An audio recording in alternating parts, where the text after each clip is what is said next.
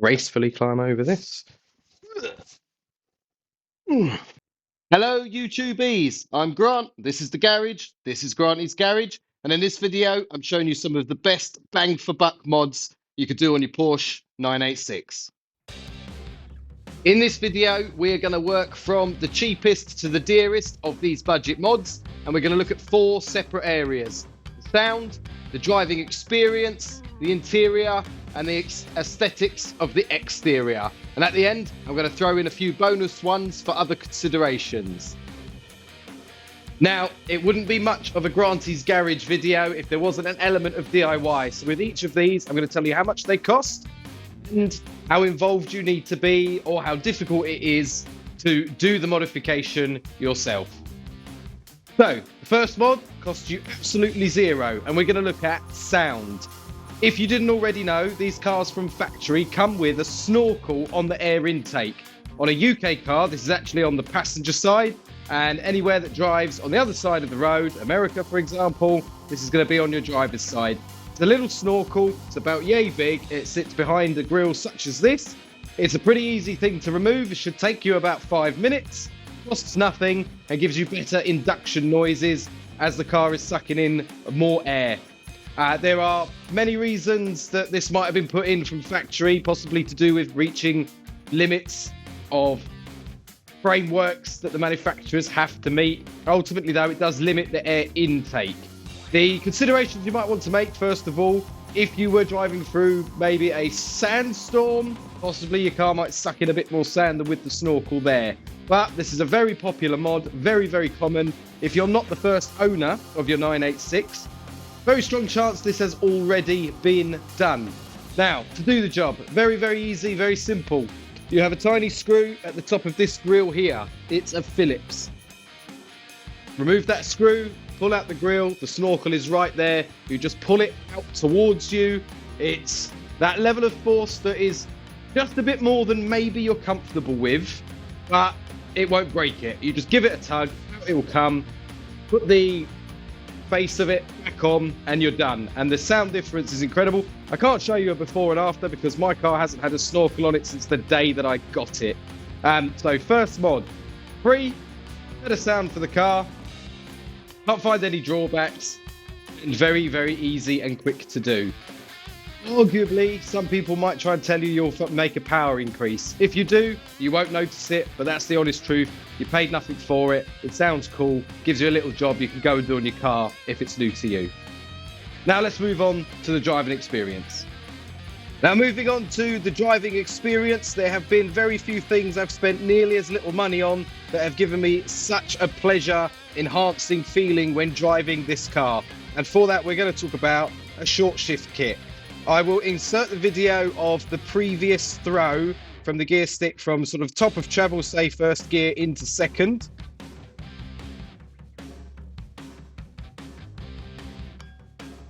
And now show you what the short shifter makes it. Very, very limited, very small, very precise. This enhances how you're driving the car. It makes you feel a bit more tightly in tune with what the machine is doing. All of those nice cliche things car journalists talk about. This can cost £35 or the equivalent in dollars, for example. You can buy plentiful kits of this online. There are loads of them, and it can range up to spending a bit more depending what you go for. Mine is the £35 one. I'll be honest, I'm not convinced there's a better £35 I've spent on this car other than maybe for half of an oil change. So to install it, it's not the easiest job, but it's certainly doable by a DIY enthusiast. There's a link below to us actually doing this job, including a couple of top tips that are very, very specific to the assemblies in these, with the bits that people tend to struggle with. Coming in the second slot here for a budget-friendly mod that will massively improve your driving experience, £35 short shift kit. Medium difficulty to install. By the way, I've learned most of what I know about these cars from other people and owners, which is actually the inspiration for me sharing some of this information, not just in videos like these, but the how-to DIY videos as well. So if you've done anything to your car that you think is a better bang for buck, and is potentially cheap, because there is a sliding scale of that. I think the best bang for buck thing I've done for this is possibly one of the most expensive, for example, then please share it in the comments below, because I'd love to see what other people think.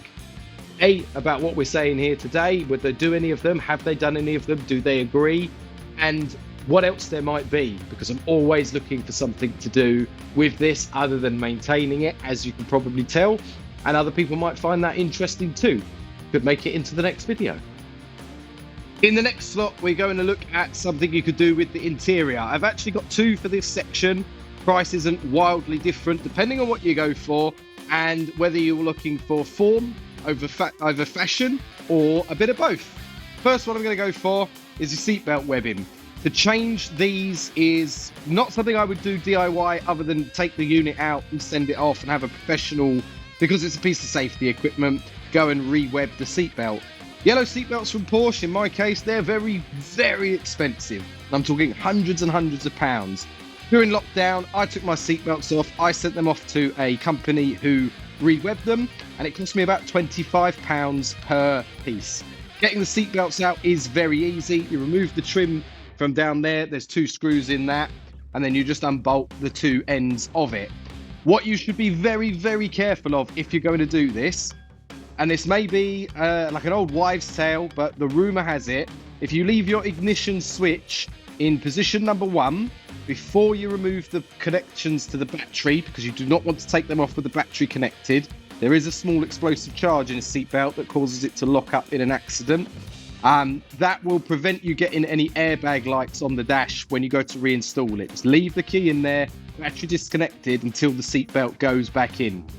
I didn't do that. I needed to get it scanned and then have that code removed with a scanner that was more superior to mine. So in today's money, if you like, these will run you somewhere between £30 and £60, depending who you get to do them per belt. But for probably under £100, let's say average, you can have the belts changed. They make a big difference to the interior, especially if you've got a dark one. I had a subscriber bring a car in a few weeks ago for us to do the water pump, and he had factory blue belts, and they looked absolutely amazing. Very few cars have coloured seat belts. If you get the colours right, you can do what you want with it and enjoy it a bit more, but you can really set off some of the interior. I think you might agree the yellow contrasts very well to the black in this case. So for the bit that I would recommend you actually do, very easy to remove. Just remember the tip about leaving the key in the ignition phase 1. The re-webbing, get done by a professional, unless you are a professional or you are very adept at doing such a job. Go ahead, don't let me stop you. But for a very small spend, you can have a very big impact on what the interior of your car looks like. Let's move on to the second one. So the next mod I've gone for on the interior is a mix of form and fashion. So if we come down here, you will see I have a GT3 style console delete. And what that means is the original unit that was here that had the CD holder in it has been swapped out for a shallower section. Obviously, don't have a CD player anymore. Don't need CDs. A little bit outdated. Now, this is what a GT3 996 would have come with, but a carpeted one that matched the rest of the car. The reason you might do this, first of all, if you're a taller person, you're going to have a bit more leg room. Second of all, it's just far tidier. It makes it feel a bit less cluttered inside. Mine, I painted to the body colour because I have also done that with the centre console. There is a video of us installing that. So let's talk about cost. There is a wide range of cost on this. If you were to buy a piece from Porsche, many hundreds of pounds, a ludicrous amount ultimately for a piece of plastic with some carpet on it. The unit that I have in here is actually a 3D printed one that cost me £75. I was able to customise it.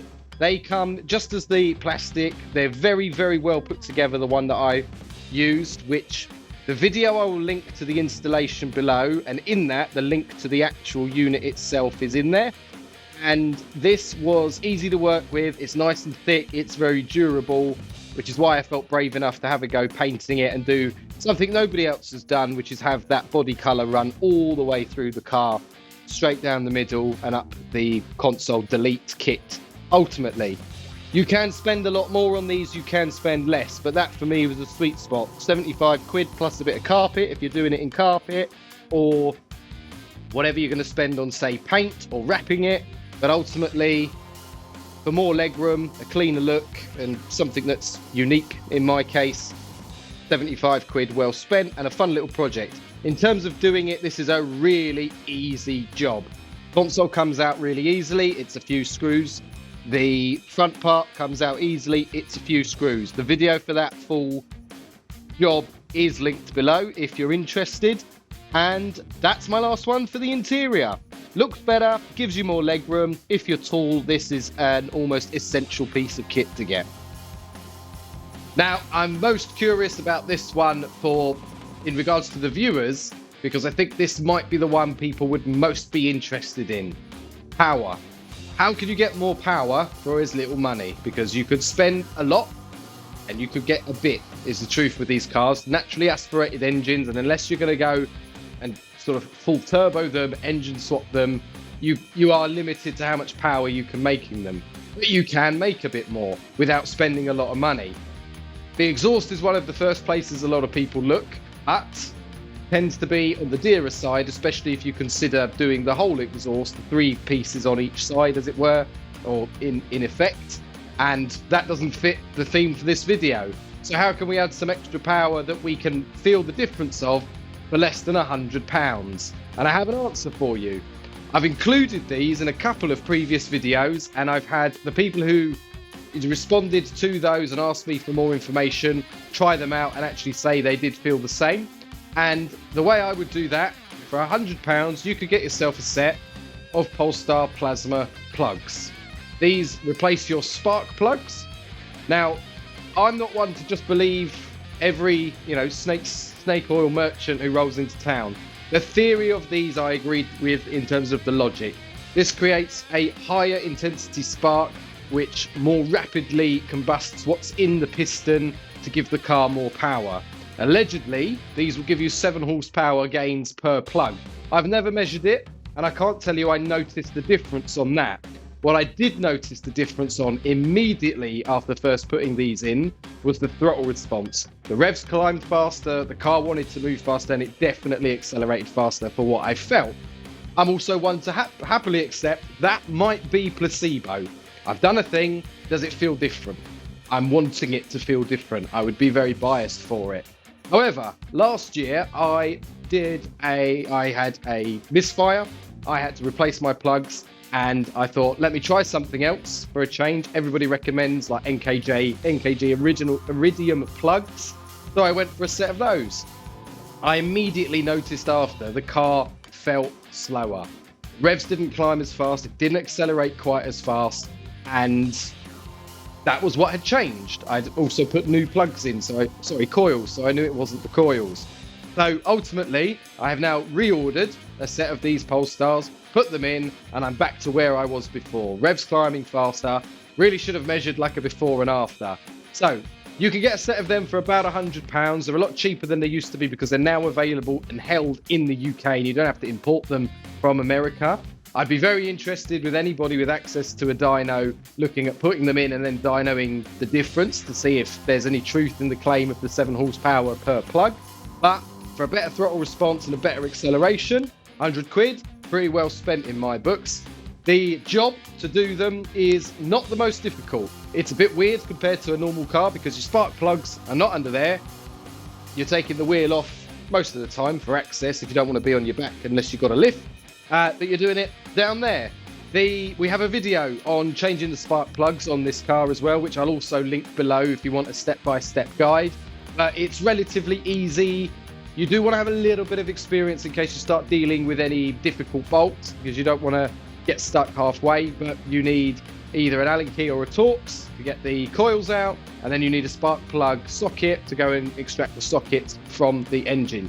If you have the earlier 986, so the pre-facelift, so I'm talking 2002 and before, then while you're in there, you might want to consider changing the rubber tubes that are the spark plug tubes. While you're in there, that's just good practice. But other than that, it's pretty regular. Changing your spark plugs should be part of your maintenance anyway. So if you're going to spend 60, 70 quid to put what's already in there back in, or a new version, for 100 quid, you can have a set of these. And I will include the name of them in the description. And I don't know if the camera will pick this up, but that is the model or part number. He says there. So that brings us nicely to exterior aesthetics. What can we do for not very much money that might have the biggest difference? I've got two for you for this. The first one is update the side repeaters. There is actually a function element to doing this if you choose that you like the look. And that is, if you move to an LED unit, you are probably unlikely ever going to have to change them, unlike a bulb, which will burn out. Those will probably outlast the car, in all honesty. So for about £80, you can get a set, either clear, smoked, or amber, maybe depending on what headlights you want or what look you want to go for. My car's a darker car. Most of the things I've changed for it have been for a darker variant. Nice. And you can get ones that add sweeping patterns and things like that. About 80 quid, like I said. Really, really easy to install. Again, it's a 5-minute job. You pop them out from the side. You take the bulb out of your existing one. You plug the connector of this into the bulb holder. You tuck it back in and you clip it. You don't even need tools for it. So 80 quid, you can change the lights on the side. They look a lot nicer.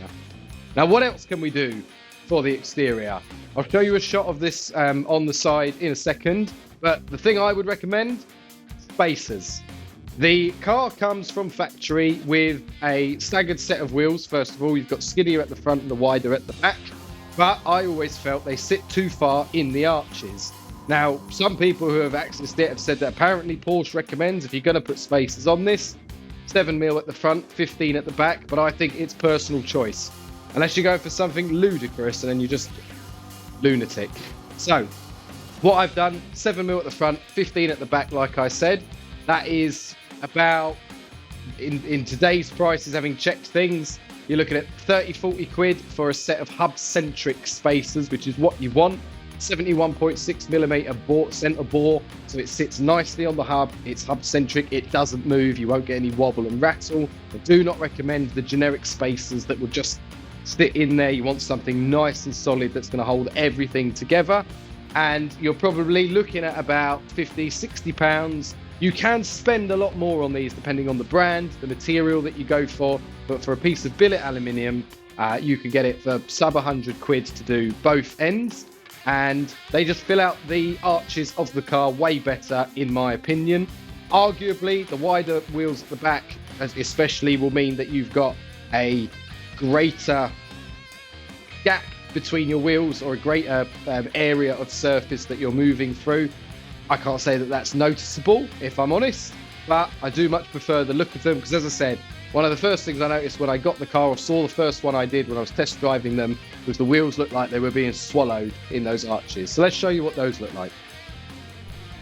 Coming in from the front.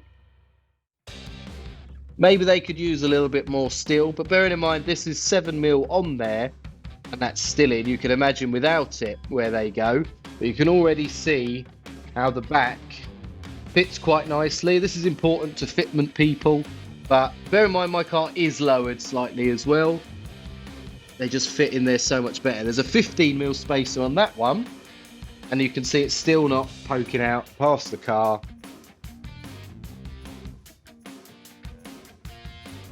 Nice change of look for 100 quid. To install the spacers, it's as easy as taking your wheels off and putting them back on again. The top tip, of course, would be make sure you get appropriately longer bolts to go through the wheels to make up for the fact that the wheels will now sit slightly further away from the hub than they used to. Okay, bonus time. Quick fire. What else can you do if you've got a bit more money, or maybe you just saved enough money doing these mods that your budget that you had, you want to do some more? There's a couple of other things you might want to consider that may take your fancy more than the things we talked about in this video.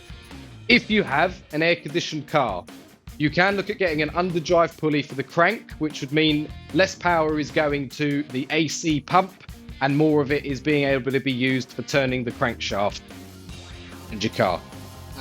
So you can look at that. The job to change that is relatively easy. You take out the panel at the back, you take out, sorry, the carpet panel, you take out the metal panel, the pulley is there, the top tip, make sure you use at the very end, especially when you are backing off the bolt, an open-ended spanner, because as the wrench comes out with the pulley, you run out of room on the firewall to get the spanner out. And if you can't reverse that spanner, you might have the ratchet, you might have to cut through it. Ask me how I know. Then put it back together. You should be able to feel a bit more power. Arguably, people say it's about 15 horsepower increase, but I haven't tested it myself. When I did it on my previous car, which was air conditioned, I actually didn't notice the difference. And because of said incident with ratchet, it was actually a bit of a pig of a job. And I kind of wish I hadn't bothered in the end. Now, you might not want to do that if you do love your air conditioning or you live somewhere that gets hotter than where I live in the UK. That's simply because it is going to draw capacity or power away from that air conditioning. The reason people say that doesn't really matter in these is because the cabin is so small, even with that reduced power, it still does a good enough job to keep you cool. However, I live with one of them. If you're one of those people who loves your air conditioning, I maybe wouldn't go there. Moving on to sound. What else can you do with a bit of money for sound? Well, we talked about the exhaust, and that's really all you've got left or what you should be looking at. You can start simple and go for changing the back box. There are options for these from about £150 upwards, depending on what you want. Some of them are called drone boxes because at 2,000 to 3,000 RPM, they do make a drone. I have a drone box. It is pretty loud, but I love it. I know a lot of other people maybe wouldn't. And you could look at manifolds, or you could look at larger bore pipes, or the sports cats for the mid pipes. But the best bang for buck for sound is going to be the back box, the muffler. In terms of other mods, if you wanted to look at a bit more power, a very popular one is to put a 987 airbox and plenum in the air intake route. You can get more power than that. You might want to give it a tune after. Not something I've done, not something I desire to do because I don't feel I need more power in this, but it is another consideration. Prices on that range wildly. On the interior, like I said, with the short shifter part, you can get more expensive ones, or you can put the shifter from a 987 in the 986, which is a popular modification, but it will run you a fair bit more than the £35. It could be anywhere from £100 upwards. Go as high as you like with that for some of the kits that are available there. Exterior mods, you could run away with that. You could look at wheels, you could look at body kits, you could look at styling. I'm not going to include any of them. I know a lot of people don't like the spoiler that I have on this, but that's for me. It's my car. I love it how it is. And I hope that bonus bit was interesting. So there you have it, the best bang for buck mods on a Porsche 986 from the experience of an experienced owner and the collective thoughts of a lot of other people I've spoken to about what they felt would make sense for this video to share with other people. If you did everything in the main part of this video, you're going to run yourself about 440, 450 quid, and you're going to have a better sound, a better driving experience, a better look on the inside, and maybe pride of the interior and the exterior of your car, and maybe slightly more aggressive looking wheels and slightly more modern looking lights. I hope you enjoyed that video. If you did, and you would be interested in me doing maybe an intermediate version of this, what I would buy for let's say the price bracket up, please comment down below and give the video a thumbs up. If you'd like me to then do a follow on of where I would spend the most amount of money and why, you could certainly do that because I've got options for that. Not everything on this car was as cheap as the short shifter, unfortunately. And generally, if you have a 986, you enjoyed this video, we're putting together a whole playlist of how-tos on to do jobs on this car to keep more of them on the road and save you money on repair bills because you won't have to pay for the labour. Often for the value of these cars, the amount of labour you have to pay to get something that's relatively simple to do if you know what you're doing or you've been shown through it, doesn't really balance. And that's where people start to fall out of love with them because they think, right, I've got a water pump to change, it's going to cost me £300 in labour alone to get that done. You could do that yourself on a Sunday morning. You can just watch one of my videos on it. So feel free to subscribe. You can see more 986 videos as well as some of the other bits we do like budget car mods projects and things like that. And I will see you in the next one. Thank you very much for watching.